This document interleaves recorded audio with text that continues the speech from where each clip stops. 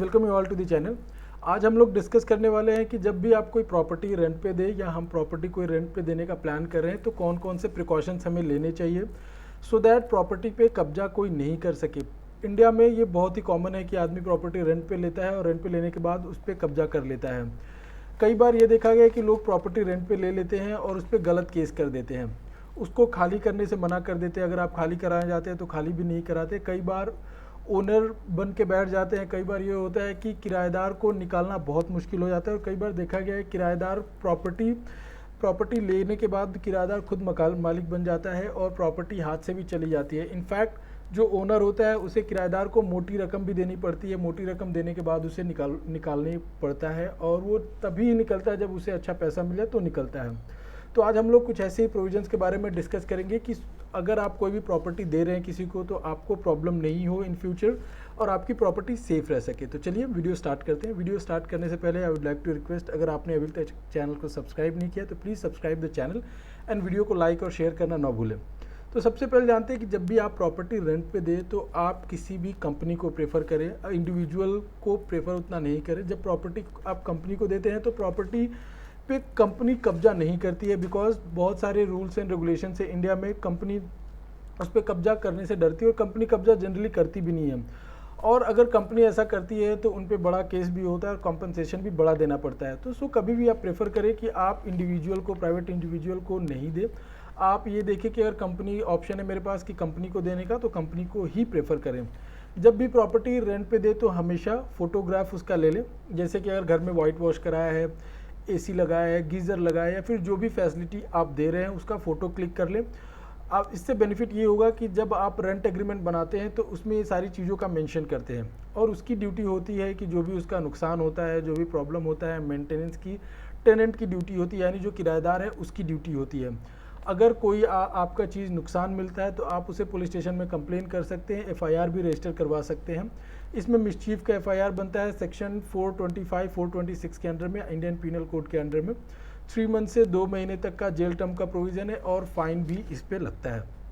तो next problem ये आती है कि रेंट कंट्रोल एक्ट। अगर रेंट कंट्रोल में केस चला जाता है, आप नोटिस करवा देते हैं तो उसमें बहुत टाइम लग जाता है और ऐसे में आपको करना ये चाहिए कि पुलिस के थ्रू मिसचीफ का केस करा देना चाहिए। इससे आपको रिलीफ जल्दी मिलेगा। किराएदार कई बार प्रॉपर्टी खाली करके भी चला जाता है।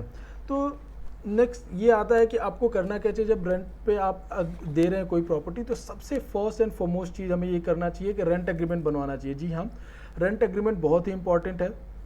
कई बार लोग रेंट एग्रीमेंट नहीं बनवाते हैं और नहीं बनवाते हैं तो किराएदार मकान मालिक बन के बैठ जाता है और वो झूठे पेपर्स बाहर से होता ही है कि झूठे पेपर बाहर से बनवा लिया और उसे फॉल्स केसेस कर देता है और फॉल्स केसेस में क्लेम कर लेता है कि प्रॉपर्टी जी इन्होंने तो मेरे को बेचा हुआ था, मैंने इनसे प्रॉपर्टी खरीदी थी, और प्रॉपर्टी रेंट पे नहीं देते हैं। तो ये सबसे बड़ा प्रॉब्लम ये हो जाता है कि जो आपकी प्रॉपर्टी है हाथ से जाने का डर बना रहता है।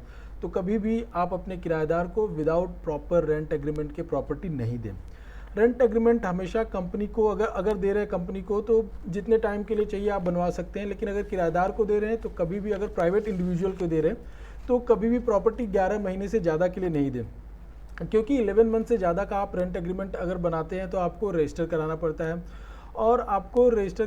है और जो 11 मंथ से आप कम का बना रहे हैं या फिर 11 मंथ्स का जो आप बना रहे हैं तो उसमें होता ये है कि किराएदार को उतने बेनिफिट्स नहीं मिल पाते रेंट एग्रीमेंट का। आपके फेवर में ज़्यादा रेंट एग्रीमेंट होता है और रेंट एग्रीमेंट जो 11 मंथ का होता है उसको रजिस्टर कराने की ज़रूरत नहीं है। 11 मंथ से अगर आप ज़्यादा का प्रॉपर्टी किराए पर दे रहे हैं किसी इंडिविजुअल को, प्राइवेट इंडिविजुअल को, तो आपको होता है कि रजिस्टर कराना पड़ता है।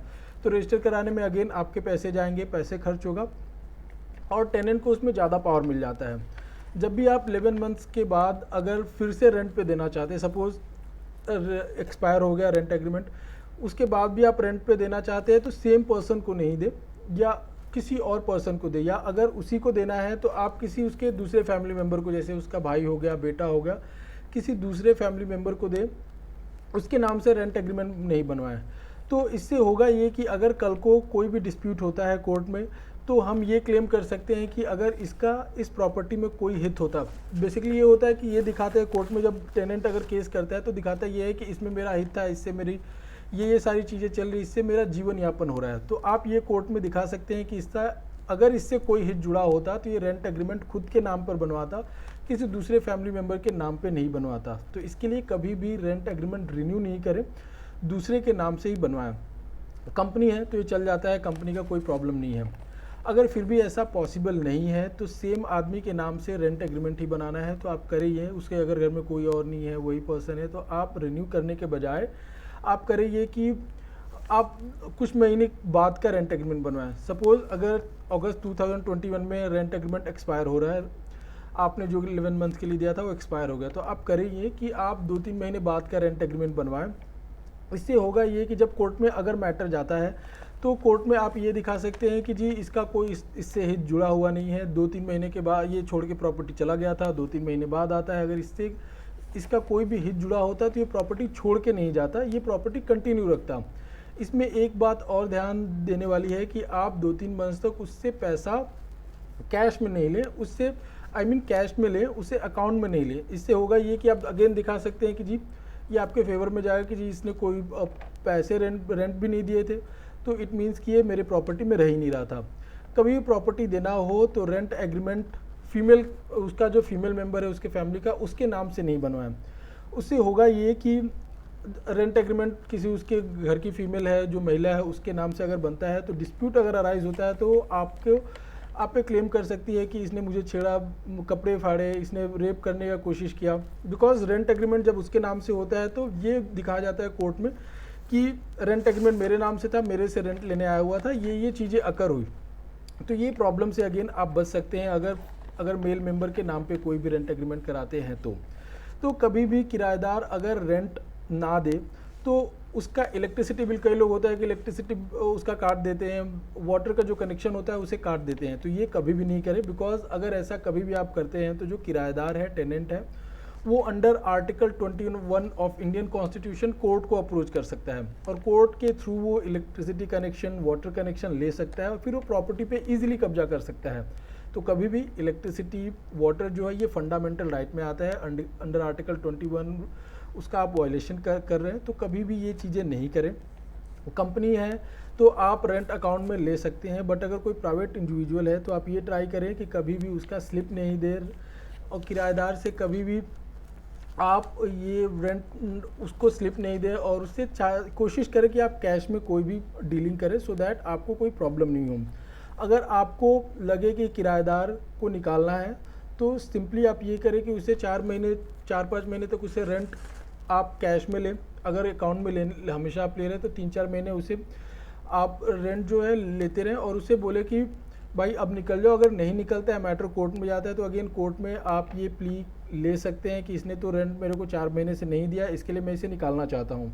अगर वो कोर्ट के थ्रू पेमेंट करने की कोशिश करे तो आप बोले कि इसने पास्ट में ऑलरेडी पेमेंट नहीं किया है तो आगे भी नहीं कर सकता है, मुझे इस पर भरोसा नहीं है, सो दैट इसे निकाला जाए। कभी भी किसी प्राइवेट इंडिविजुअल को प्रॉपर्टी रेंट पे दे रहे हैं तो उसके बारे में अच्छे से जान लें, उसका पुलिस वेरिफिकेशन कराएं, उससे इंक्वायरी, उसके बारे में इंक्वायरी ढंग से करें कि ये इसके पहले किधर रहता था, जिधर रहता था उसने ढंग से प्रॉपर्टी को मेंटेन किया या नहीं, या फिर जिसके पास रह रहा था उसको रेंट टाइम पे दे रहा था कि नहीं। पैन कार्ड के थ्रू आप उसका डिटेल निकाल सकते हैं, उसका सिबिल निकाल सकते हैं कि इसने कोई बैंक से पैसे लेके ये भाग तो नहीं जाता है, ये बैंक को पैसे टाइम पे देता है कि नहीं, लोन लेने के बाद ये सारी चीज़ें करता है नहीं। बिकॉज कई बार होता है कि आपका रेंट एग्रीमेंट जो होता है उसका यूज़ करके लोग लोन ले लेते हैं, छोटे मोटे लोन लेने के बाद उधर से चले जाते हैं, फिर प्रॉब्लम क्रिएट होता है। पुलिस वेरिफिकेशन ज़रूर कराएं, बिकॉज आप जब पुलिस वेरिफिकेशन कराते हैं वो कोई क्रिमिनल एक्टिविटी में अगर लिप्त होता है तो ये मालूम चल जाता है और किसी भी आने वाली प्रॉब्लम से आप खुद को बचा सकते हैं। और पुलिस वेरिफिकेशन हर स्टेट में मैंडेटरी है, तो प्लीज़ आप इस चीज़ को फॉलो ज़रूर करें। Last and most important thing, tenant के मन में डर ज़रूर होना चाहिए। जी हाँ, उससे ज़्यादा आप बात नहीं करें, उससे ज़्यादा बात आप करेंगे तो आपके बारे में अच्छे तरीके से जान जाएगा कि आप किस तरीके के इंसान हैं, आपकी वीकनेसेज, ये सारी चीज़ों के बारे में जान जाएगा। और ये मालूम करने के बाद आपकी वीकनेसेज, ये सारी चीज़ों का फ़ायदा उठा सकते हैं। तो हमेशा ये ध्यान रखना चाहिए कि आप टेनेंट से हमेशा एक प्रॉपर डिस्टेंस मेंटेन करके रखें, रेंट तक ही मतलब रखें। बहस करने की अगर नौबत आए तो उसे सीधे बोले कि आप जा सकते हो, मुझे टेनेंट की ज़रूरत नहीं है। उसे ये ना दिखाए कि आपको पैसे की ज़रूरत है, आपको टेनेंट की ज़रूरत है। उसे बताएं कि पैसे नहीं मिलेंगे तो भी चलेगा, लेकिन आप निकल जाओ, सो दैट उसके मन में एक डर बना रहेगा और वो रेंट टाइम पे देता रहेगा। इसके बावजूद भी अगर कोई आपकी प्रॉपर्टी पे कब्जा कर लेता है तो आप कोर्ट के थ्रू ही अप्रोच करें, कोर्ट के का ही सहारा लें, बिकॉज और कोई ऑप्शन नहीं बचता है। कई लोग ये है कि दूसरे मीन्स का यूज़ करते हैं, that is called illegal means.